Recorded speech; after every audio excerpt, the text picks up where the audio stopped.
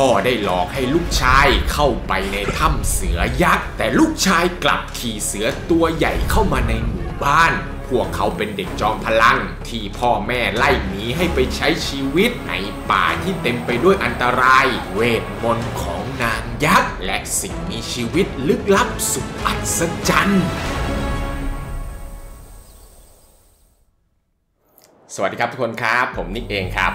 เรื่องเล่าโบราณหรือนิทานพื้นบ้านที่เกี่ยวกับเด็กจอมพลังนั้นมีอยู่หลายเรื่องเลยนะครับวันนี้ผมขอหยิบเอาเรื่องราวการเดินทางสุดมหัศจรรย์ของเด็กจอมพลัง3คนที่กินจุจนพ่อแม่เนี่ยต้องขอให้หนีออกไปใช้ชีวิตด้วยตัวเองตั้งแต่เด็กพวกเขาต้องผจญภัยในป่าดงดิบสุดลึกลับที่เต็มไปด้วยสิ่งมีชีวิตสุดแปลกประหลาดพิสดารมากมายการเดินทางของพวกเขาจะเป็นยังไง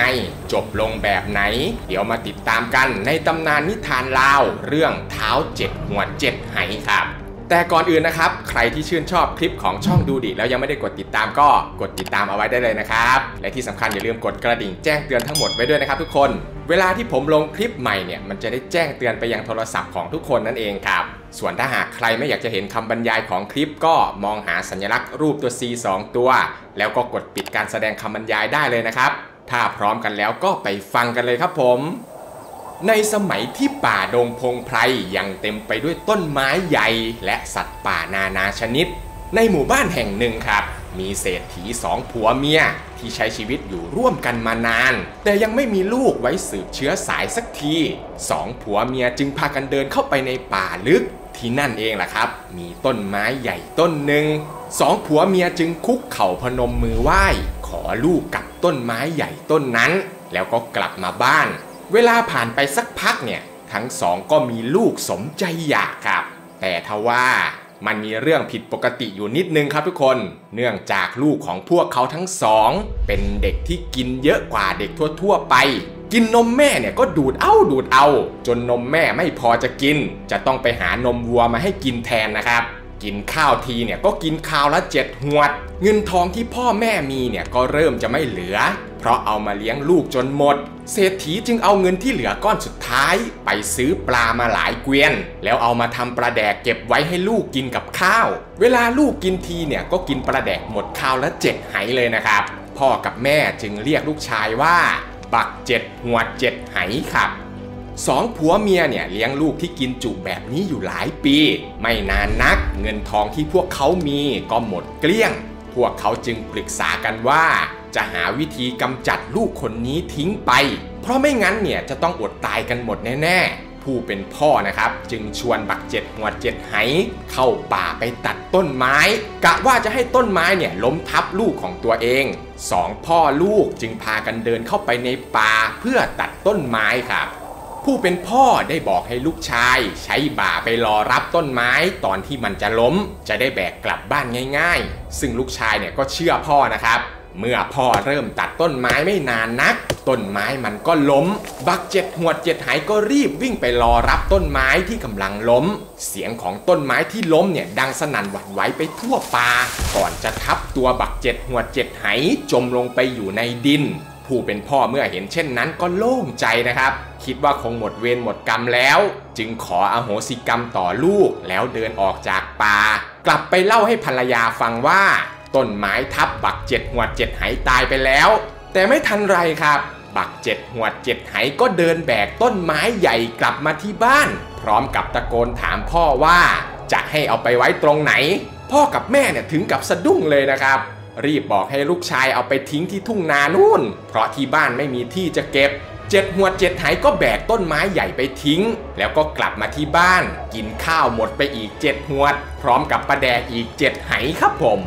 2ผัวเมียยังคงพยายามคิดหาวิธีกำจัดลูกชายอยู่ทุกคืนวันนะทุกคนกระทั่งวันหนึ่งครับบัก7 หัว7 ไหบอกกับพ่อว่าอยากจะได้แมวตัวใหญ่ๆมาเลี้ยงไว้ขี่เล่นผู้เป็นพ่อก็ปิ๊งไอเดียขึ้นมาทันทีครับรีบพาลูกชายเดินเข้าไปในป่าลึกบอกว่าจะพาไปจับแมวใหญ่ในป่า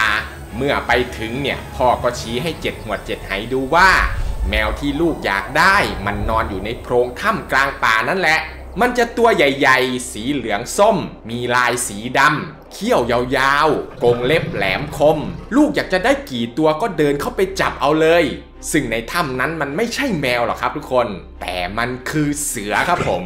บักเจ็ดหัวเจ็ดไหเนี่ยไม่รอช้ารีบเดินเข้าไปในถ้ำเสือทันทีพอได้เห็นเสือเนี่ยก็ดีใจใหญ่เลยนะครับคิดว่าจะได้แมวตัวใหญ่กลับไปเลี้ยงแล้วจึงรีบกระโดดเข้าไปจับเสือแต่เสือนี่ก็ไม่ยอมอยู่แล้วครับผมบักเจ็ดหัวเจ็ดไหจึงต้องต่อสู้กับเสือเกิดเสียงดังสนั่นหวั่นไหวไปทั่วเมื่อผู้เป็นพ่อได้ยินเสียงก็คิดว่าลูกชายไม่น่าจะรอดออกมาได้จึงรีบหนีกลับบ้านไปบอกภรรยาเช่นเคยแต่ไม่ทันไรครับบักเจ็ดหัวเจ็ดไหก็ขี่เสือตัวใหญ่เดินออกจากป่าเข้ามาในหมู่บ้านชาวบ้านพากันตื่นตกใจวิ่งหนีกันวุ่นวายจนข้าวของบ้านเรือนเสียหายหมดเดือดร้อนกันไปทั่วพ่อกับแม่จึงบอกให้เจ็ดหัวเจ็ดไหเอาแมวกลับไปคืนไว้ที่เดิมห้ามพามันกลับเข้ามาในหมู่บ้านอีกเด็ดขาดเพราะชาวบ้านเขากลัวเจ็ดหัวเจ็ดไหก็เลยเอาเสือกลับไปปล่อยไว้ในป่าตามเดิมครับสองผัวเมียหมดสิ้นปัญญาที่จะกำจัดลูกคนนี้แล้วนะครับจึงบอกกับลูกตรงๆว่าพ่อแม่เลี้ยงดูลูกต่อไปไม่ไหวแล้วถ้าลูกอยู่ที่นี่ต่อไปก็มีแต่จะพากันอดตายขอให้ลูกเนี่ยไปใช้ชีวิตตามลำพังหนีไปให้ไกลจากบ้านขอให้ขาดกันกับพ่อและแม่นับแต่วันนี้เท้าเจ็ดหัวเจ็ดไหในวัยเพียง7 ขวบจึงก้มกราบพ่อและแม่เป็นครั้งสุดท้ายก่อนจะออกเดินทางร่อนเร่พเนจรไปในป่าตามที่พ่อและแม่ขอร้องครับเขาอาศัยกินผลไม้ที่พวกสัตว์ป่ากินเหลือไว้เป็นอาหารกินน้ำค้างตามใบไม้ใบหญ้าเพื่อให้มีชีวิตรอดในป่าได้กระทั่งวันหนึ่งครับเจ็ดหัวเจ็ดไหเดินผ่านป่าจนมาเจอหมู่บ้านแห่งหนึ่งซึ่งในหมู่บ้านนั้นแหละครับมีเด็กที่กินจุคล้ายๆกับบักเจ็ดหัวเจ็ดไหอยู่คนหนึ่งชื่อว่าบักไผ่ร้อยกอหรือบักร้อยไผ่เขาเป็นเด็กที่มีพละกำลังเหนือคนทั่วๆไปเช่นเดียวกันพ่อแม่จึงมักจะใช้ให้ไปตัดไม้ไผ่แล้วลากออกมาขายเป็นประจำเวลาลากไผ่แต่ละทีเนี่ยก็จะลากคราวละ100 กอจึงเป็นที่มาของชื่อบักร้อยไผ่นั่นเองครับวันนั้นเองแหละครับผมบักร้อยไผ่เนี่ยกำลังลากไม้ไผ่ผ่านหน้าเจ็ดหัวเจ็ดไหเจ็ดหัวเจ็ดไหที่ได้เห็นแบบนั้นเนี่ยก็แปลกใจมากเลยนะครับเขาไม่เคยเห็นใครที่แรงเยอะขนาดนี้มาก่อนจึงเดินเข้าไปเหยียบปลายไผ่เอาไว้บักร้อยไผ่ที่กำลังลากอยู่เนี่ยก็พยายามออกแรงกระชากดูแต่ทำยังไงก็ดึงไม้ไผ่มาไม่ได้เขาจึงเดินไปดูที่ปลายไผ่และได้เห็นเจ็ดหัวเจ็ดไหกำลังเอาเท้าเหยียบปลายไผ่เอาไว้เลยร้องตะโกนใส่ไปว่าให้เอาเท้าออกเดี๋ยวนี้ถ้าไม่อยากเจ็บตัวแต่เจ็ดหัวเจ็ดไหเนี่ยก็นิ่งครับไม่ยอมเอาเท้าออกทั้งสองจึงต่อสู้กันครับผมทั้งสองต่อสู้กันอยู่นานเลยนะครับบักร้อยไผ่เองก็ไม่เคยเจอใครที่มีพละกำลังสูสีกับตัวเองมาก่อนแต่สุดท้ายเนี่ยบักร้อยไผ่ก็ยอมแพ้เพราะสู้แรงของเจ็ดหัวเจ็ดไหไม่ไหวพวกเขานั่งคุยถามไถ่กันอยู่พักหนึ่งก่อนจะตกลงเป็นพี่น้องกันเจ็ดหัวเจ็ดไหบอกกับบักร้อยไผ่ว่าตนกำลังเดินทางออกไปผจญภัยจึงชวนบักร้อยไผ่เนี่ยไปด้วยร้อยไผ่จึงตัดสินใจว่าจะไปด้วยกันเขาเอาไม้ไผ่ที่ตัดไว้เนี่ยไปส่งพ่อและแม่แล้วก็ลาพ่อกับแม่เพื่อออกเดินทางไปกับบักเจ็ดหัวเจ็ดไหครับทั้งสองออกเดินไปตามเส้นทางค้าขายของชาวบ้านจนวันหนึ่งครับทั้งคู่ได้มาเจอกับเด็กชายที่กำลังลากเกวียนเป็นร้อยเล่มเด็กคนนั้นชื่อว่าบักร้อยเกวียนเป็นเด็กที่มีพละกำลังเหนือมนุษย์อีกคนพ่อแม่เนี่ยชอบใช้ให้เขาลากเกวียนบรรทุกของไปขายตามเมืองต่างๆเวลาลากเกวียนแต่ละทีก็จะลากเกวียนได้เป็น100 เล่มเอาผูกติดกันไว้เป็นขบวนยาวเลยนะครับจึงได้ชื่อว่าบักเกวียน100 เล่มหรือบักร้อยเกวียนเมื่อเจ็ดหัวเจ็ดไหและบักร้อยไผ่ได้มาเห็นก็ตะลึงไปเลยนะครับพวกเขาจึงเข้าไปดึงเกวียนเอาไว้จนเกวียนทั้งขบวนเนี่ยต้องหยุดนิ่งบักร้อยเกวียนเนี่ยพยายามออกแรงแต่เกวียนก็ไม่ขยับเลยเขาจึงวิ่งกลับไปดูที่ท้ายขบวนว่าเกวียนมันติดอะไรพอมาเห็นเจ็ดหัวเจ็ดไหกับบักร้อยไผ่ดึงเกวียนอยู่ก็เลยโกรธมากเลยนะครับรีบพุ่งตรงเข้าไปหาเพื่อที่จะลากตัวทั้งสองโยนทิ้งให้พ้นทางแต่มันกลับไม่เป็นอย่างนั้นครับเพราะเด็กทั้ง3 คนต่างมีพละกำลังพอๆกันพวกเขาจึงต่อสู้กันอีกแล้วครับ สู้กันไปสู้กันมาเนี่ยสุดท้ายบักร้อยเกวียนก็สู้แรงของสองคนไม่ไหวจึงขอยอมแพ้ทั้ง3ได้พูดคุยกันสักพักก่อนจะตกลงเป็นพี่น้องกันพวกเขามีอะไรเหมือนกันหลายอย่างเลยนะครับอยู่ที่บ้านก็มีแต่สร้างความทุกข์ยากให้พ่อกับแม่7 หัว 7 ไหจึงชวนให้บักร้อยเกวียนออกไปผจญภัยด้วยกันบักร้อยเกวียนก็ตกลงแล้วก็ลากเกวียนกลับไปส่งให้พ่อกับแม่ก่อนจะลาพ่อและแม่เพื่อออกเดินทางไปกับเพื่อนๆครับทั้ง3พี่น้องเดินทางบุกป่าฝ่าดงขึ้นเขาข้ามห้วยไปเรื่อยเจอต้นไม้ต้นไหนที่มีผลไม้ให้กินก็พากันปีนขึ้นไปเก็บกินจนหมดไปป่าไหนป่านั้นก็ไม่เหลือผลไม้เอาไว้ให้สัตว์ป่าได้กินเลยเพราะทั้ง3คนนั้นกินเยอะมากๆ3พี่น้องเดินทางหาของกินลึกเข้าไปจนถึงเขตของป่าดงดิบในป่านั้นนะครับดูแปลกมากๆต้นไม้ก็มีแต่ต้นใหญ่ๆสัตว์ป่าก็มีแต่ตัวโตๆ3พี่น้องเดินชมป่าแห่งนี้ไปสักพักพวกเขาก็ได้เจอกับแมงมุมยักษ์ตัวหนึ่งตัวใหญ่ยังกระช้างเลยนะครับแมงมุมยักษ์เนี่ยวิ่งเข้ามาหาทั้ง3คนอย่างรวดเร็วและเกิดการต่อสู้กันขึ้นแต่ไม่นานนักแมงมุมยักษ์ก็โดน7 หัว 7 ไหเตะอย่างแรงจนกระเด็นขึ้นไปติดอยู่บนต้นไม้ก่อนจะหนีหายไปพร้อมกับความเจ็บปวดครับ3พี่น้องเดินต่อไปอีกแป๊บเดียวพวกเขาก็มาเจอกับแมงจีนายักษ์ตัวมันจะเหมือนกับจิ้งหรีดขนาดยักษ์ครับทุกคนพอทั้ง3เห็นมันก็ไม่ได้กลัวเลยนะครับพวกเขาคิดว่าจะช่วยกันจับแมงจีนายักษ์มาย่างกินเลยรีบวิ่งเข้าไปใส่แมงจีนายักษ์อย่างรวดเร็วแต่ยังไปไม่ทันถึงตัวมันครับมันก็กระโดดหนีไปขาของมันเนี่ยใหญ่มากๆกระโดดทีนึงเนี่ยก็ไปไกลถึงครึ่งกิโลเลยนะครับทั้ง3คนพากันวิ่งไล่จับแมงจีนายักษ์ไปทั่วป่าจนสุดท้ายเนี่ยมันก็หนีเข้าไปในรูของมันครับซึ่งรูของแมงจีนายักษ์เนี่ยมันใหญ่มากๆมองผ่านๆเนี่ยนึกว่าถ้ำนะครับผมเท้า7 หัว 7 ไหได้บอกให้บักร้อยเกวียนเข้าไปจับแมงจีนายักษ์ออกมาส่วนตนเนี่ยจะดักรออยู่ด้านนอกเมื่อบักร้อยเกวียนเดินเข้าไปในถ้ำของแมงจีนายเขาก็โดนมันถีบกระเด็นลอยขึ้นฟ้าไปไกลถึง3 กิโลเลยนะครับบักไผ่ร้อยกอเนี่ยเห็นเพื่อนถูกถีบกระเด็นก็รีบวิ่งเข้าไปในถ้ำกะว่าจะจับขาแมงจีนายเอาไว้เพื่อไม่ให้มันถีบได้แต่ไม่สำเร็จครับโดนถีบกระเด็นไปไกลถึง2 กิโลเหมือนกับเพื่อนฝ่ายเท้า7 หัว 7 ไหเมื่อเห็นเพื่อนทั้งสองโดนถีบกระเด็นเขาเลยวางแผนเป็นอย่างดีหาจังหวะที่เหมาะๆแล้วรีบวิ่งเข้าไปจับขาแมงจีนายยักษ์เอาไว้ได้เขากอดขาของมันเอาไว้แน่นเลยนะครับแมงจีนายักษ์พยายามใช้ขาอีกข้างถีบเท้า7 หัว 7 ไหให้หลุดออกแต่7 หัว 7 ไหเนี่ยกอดขาของมันเอาไว้แน่นมากๆถีบยังไงก็ถีบไม่หลุดครับแมงจีนายักษ์จึงถีบแรงขึ้นจนขาของมันเนี่ยขาดกระเด็นปลิวไปพร้อมกับบัก7 หัว 7 ไหไปตกไกลถึง1 กิโลเลยครับผมบัก7 หัว 7 ไหเนี่ยดีใจมากๆที่ได้ขาของแมงจีนายักษ์มา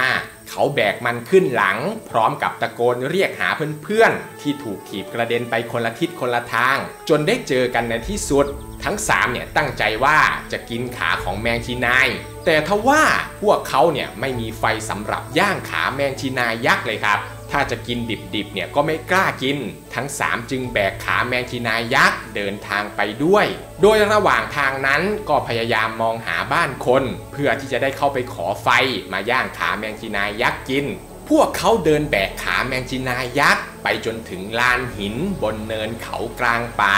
ทั้ง3ที่กำลังเหนื่อยจากการลากขาของแมงจีนายยักษ์มาเนี่ยก็ตกลงกันว่าจะนอนพักตรงนี้ก่อนซึ่งใกล้ๆกันนั้นเองล่ะครับคือบ้านของนางยักษ์เฒ่านางเนี่ยจะชอบแปลงร่างเป็นยายแก่ๆหัวงอกคอยออกมาก่อไฟตอนค่ำๆเพื่อหลอกล่อให้คนหลงป่าเดินเข้ามาหาแล้วก็จับกินเป็นอาหารซึ่งวันนั้นเองแหละครับนางยักษ์เฒ่าก็ออกมาก่อไฟเหมือนเช่นเคยทั้ง3พี่น้องที่พักอยู่ที่ลานหินแถวนั้นก็สังเกตเห็นแสงไฟอยู่ไกลๆเลยพากันดีใจว่าจะได้ไฟมาย่างขาแมงจีนายยักษ์กินแล้วบักร้อยเกวียนเนี่ยก็ไม่รอช้าครับรีบอาสาไปขอไฟมาให้เพื่อนๆเมื่อบักร้อยเกวียนไปถึงเขาก็เจอกับหญิงแก่ผมขาวถือไม้เท้ายืนรออยู่ที่กระท่อมกลางป่าเลยเข้าไปถามว่าผมจะขอไฟไปย่างขาแมงจีนายยักษ์ได้ไหมยายแก่ก็ตอบว่า ใดย่างเขาไปหยิบเอาโลดซึ่งแท้จริงแล้วนะครับตรงกองไฟนั้นมันมีกับดักที่นางยักษ์สร้างเอาไว้สำหรับจับพวกช้างหรือสัตว์ป่ามากินเป็นอาหารครับทุกคนเมื่อบักร้อยเกวียนเดินเข้าไปใกล้กองไฟกรงเหล็กที่นางยักษ์เตรียมไว้ก็ตกลงมาครอบบักร้อยเกวียนทันทีเขาพยายามที่จะหนีออกจากกรงแต่ทำยังไงก็หนีไม่ได้นะครับทันใดนั้นยายแก่ก็คืนร่างกลับเป็นนางยักษ์แล้วมาจับเอาบักร้อยเกวียนไปขังในถ้ำรวมกับพวกสัตว์ป่าที่นางขังเอาไว้กะว่าจะรอกินพรุ่งนี้เช้าทีเดียวฝ่ายเท้าเจ็ดหวดเจ็ดไหที่รอเพื่อนอยู่นานแต่ไม่เห็นเพื่อนกลับมาสักทีจึงบอกให้บักร้อยไผ่วิ่งไปตามบักร้อยเกวียนเมื่อบักร้อยไผ่ไปถึงก็เจอกับกองไฟกองใหญ่เลยคิดว่าจะหยิบเอาเชื้อไฟไปสักด้ามก่อนแล้วค่อยไปเรียกบักร้อยเกวียนแต่พอบักร้อยไผ่เดินเข้าไปใกล้กองไฟ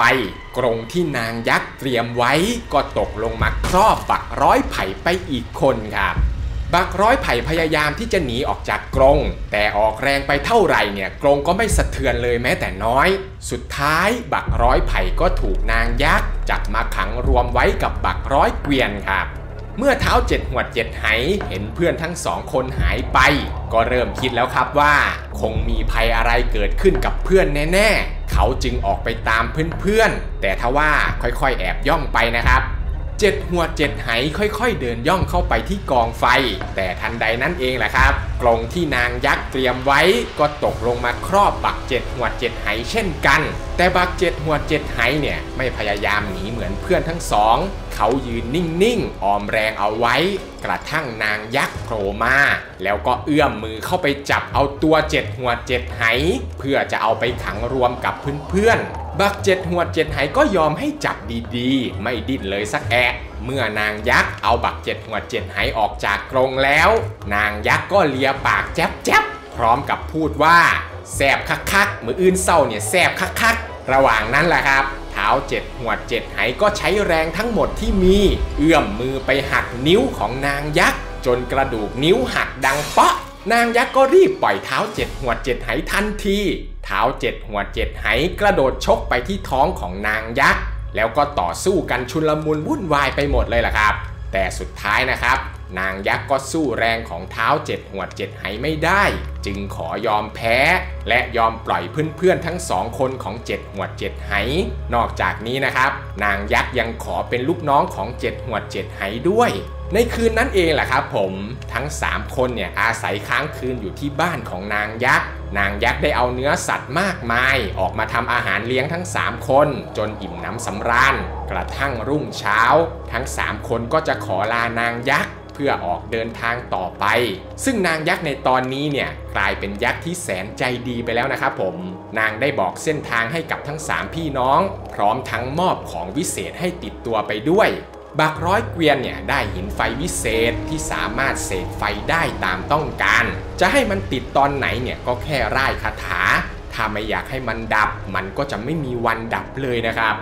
ส่วนบักร้อยไผ่นางยักษ์ก็มอบมีดอิโต้วิเศษให้มันเป็นมีดวิเศษที่สามารถขยายใหญ่เท่าไหร่ก็ได้โดยที่คนถือเนี่ยยังรู้สึกเบาเหมือนกับมีดปกติเลยนะครับผม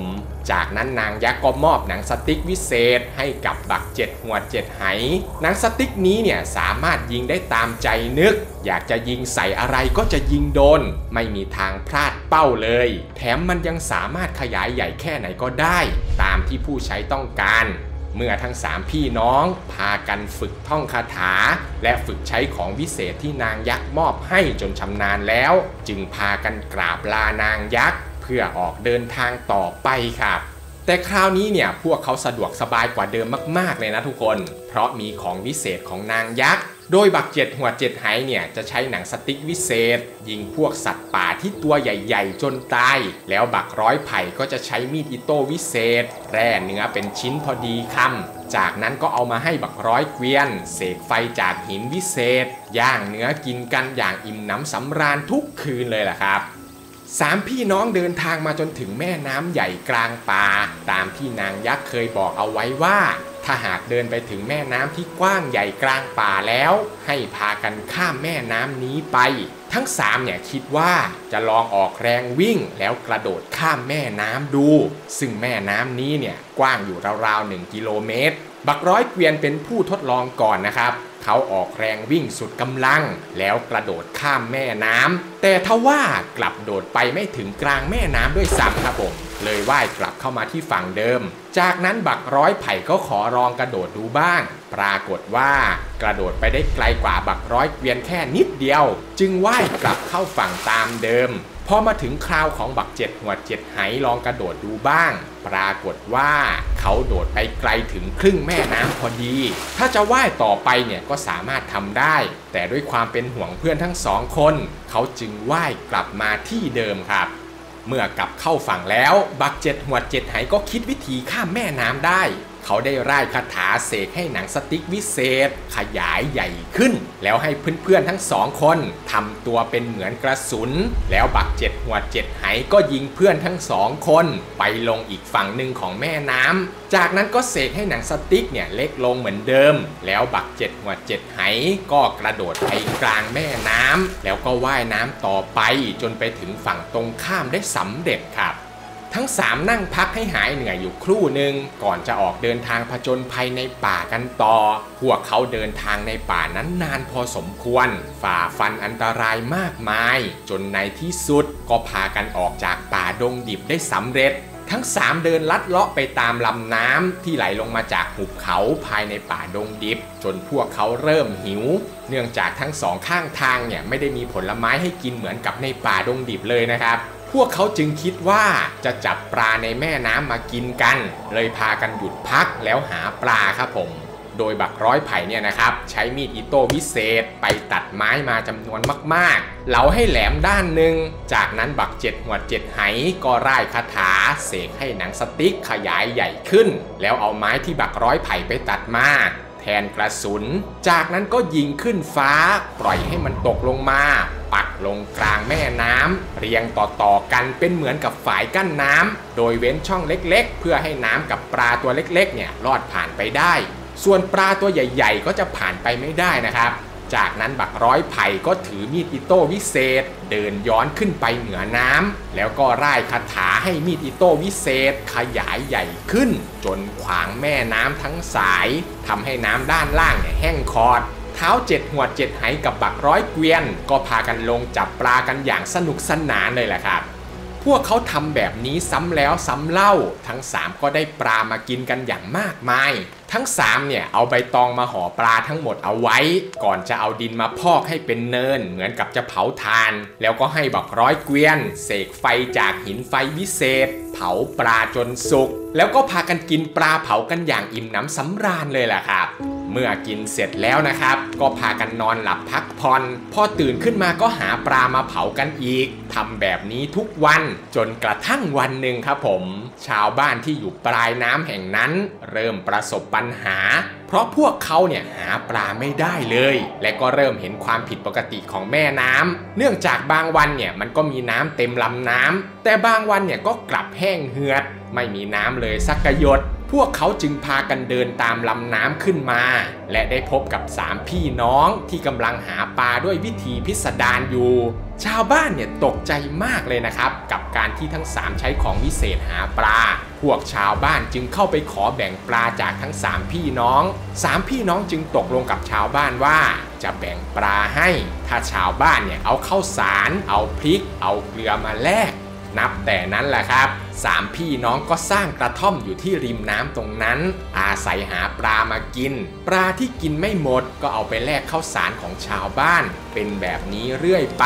ยิ่งนานวันก็ยิ่งมีคนมาหาทั้ง3พี่น้องมากขึ้นจนเรื่องทราบไปถึงหูของพระราชาพระราชาจึงอยากจะได้ทั้ง3พี่น้องมาเป็นทหารเนื่องจากช่วงนั้นเนี่ยเป็นช่วงของสงครามพอดีเมืองเนี่ยก็กำลังแย่ใกล้จะแพ้สงครามเต็มทีแล้วนะครับพระราชาได้ให้เสนาอำมาตย์ไปเชิญทั้ง3มาเข้าเฝ้าและให้3พี่น้องแสดงฝีมือให้ดู3พี่น้องก็แสดงฝีมือเล็กๆน้อยๆให้พระราชาดูพระราชาเนี่ยชอบใจอย่างมากเลยล่ะครับผมเลยแต่งตั้งให้ทั้ง3เป็นทหารเอกและเป็นแม่ทัพออกศึกเพื่อปกป้องบ้านเมืองด้วย บัก7หวด7ไหเนี่ยได้สั่งให้ทหารทำกระสุนดินเหนียวเอาไว้จำนวนเยอะๆโดยให้บักร้อยไผ่ใช้มีดอิโต้ขุดดินเหนียวมาจำนวนมากๆเพื่อให้ทหารปั้นเป็นกระสุนดินเหนียวเอาไว้ใช้ยิงกับหนังสติ๊กยักษ์ส่วนบักร้อยเกวียนก็ได้สั่งให้ทหารไปเก็บขี้ซีซึ่งก็คือยางของต้นจิกหรือต้นรังโดยเอาขี้ซีก้อนเล็กๆเนี่ยติดใส่กับปลายของลูกธนูเอาไว้เพื่อเป็นลูกธนูไฟจนเมื่อถึงเวลาออกรบเท้า7หวด7ไหก็ร่ายคาถาเสกให้หนังสติ๊กใหญ่ขึ้นแล้วก็ยิงกระสุนดินเหนียวขนาดใหญ่ยักษ์ร่ายคาถากำกับกระสุนนั้นให้ไปตกใส่ค่ายทหารของข้าศึกจนพังพินาศส่วนพลธนูเนี่ยเวลาที่จะยิงธนูออกไปบักร้อยเกวียนก็จะร่ายคาถาเสกให้ไฟติดขี้ซีแล้วไปตกใส่ค่ายทหารของข้าศึกจนเกิดไฟไหม้ย่อยยับส่วนพวกทหารราบที่เดินทัพเข้ามาประชิดตัวเมืองบักร้อยไผ่ก็ใช้มีดอิโต้วิเศษโยนไปปักไว้ที่พื้นดินขวางแนวกำแพงของเมืองเอาไว้พอพวกทหารข้าศึกเดินทัพเข้ามาใกล้ๆเขาก็จะไล่คาถาให้มีดอิโต้ขยายใหญ่ขึ้นหลายร้อยหลายพันเท่าก่อนจะผลักให้มีดอิโต้ยักษ์ล้มไปทับพวกทหารจนตายกันหมดเลยล่ะครับในที่สุดนะครับพวกเขาก็ชนะสงครามและได้รับแต่งตั้งให้ขึ้นเป็นเสนาอำมาตย์ใหญ่มีบ้านหลังใหญ่โตพร้อมกับคนรับใช้มากมายคอยดูแลให้กินอยู่อย่างสุขสบายทั้ง3คนเลยนะครับผมเมื่อพวกเขาทั้ง3ได้อยู่สุขสบายแล้วทั้ง3ก็ยังคงไม่ลืมบุญคุณของพ่อแม่จึงพากันกลับไปรับเอาพ่อกับแม่เข้ามาอยู่ด้วยกันในวังด้วยและถึงแม้ว่าพวกเขาเนี่ยจะมีตำแหน่งใหญ่โตวันๆเนี่ยไม่ต้องทำอะไรก็ได้แต่ทั้ง3ก็ยังคงใช้ความสามารถและพละกำลังเหนือมนุษย์ของตนช่วยเหลือชาวบ้านแบกของลากของอยู่ไม่ขาดชาวบ้านชาวเมืองจึงรักและหวงแหนเด็กน้อยจอมพลังทั้ง3คนนี้และทำให้พวกเขาอยู่ในเมืองหลวงแห่งนี้อย่างมีความสุขตลอดไปครับซึ่งทั้งหมดนี้นะครับก็คือเรื่องราวของเท้า7หวด7ไหกับการผจญภัยสุดอัศจรรย์ของเด็กจอมพลังทั้ง3คนที่ผมนำมาฝากทุกคนในวันนี้นะครับหากมีข้อมูลตรงไหนผิดพลาดหรือตกหล่นตรงไหนไปเนี่ยผมต้องกราบขออภัยทุกคนด้วยนะครับถ้าเพื่อนๆชอบคลิปแบบนี้ก็ช่วยกันกดไลค์กดติดตามแล้วก็แชร์คลิปออกไปเพื่อเป็นกำลังใจให้ผมหน่อยนะครับคลิปหน้าอยากให้ผมทำเรื่องราวเกี่ยวกับอะไรก็คอมเมนต์เอาไว้ได้เลยนะครับผมอ่านทุกคอมเมนต์แน่นอนครับสำหรับคลิปนี้ก็มีเพียงเท่านี้เนาะแล้วเจอกันใหม่คลิปวิดีโอหน้าครับผมสวัสดีครับบ๊ายบาย